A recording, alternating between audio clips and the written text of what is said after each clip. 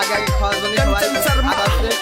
সারাদিন খাওয়া দাওয়া পায় না, ধীরে ধীরে সবাই দেখো কারণ দেখো কি করছে সবাই দেখতে থাকো। এক দুটো জিলেপির জন্য এরা কি না কি করতে পারে, সবাই দেখো কি কি না কি করতে পারে। সব আস্তে আস্তে নেই, যেমন একটা মাছ সবাই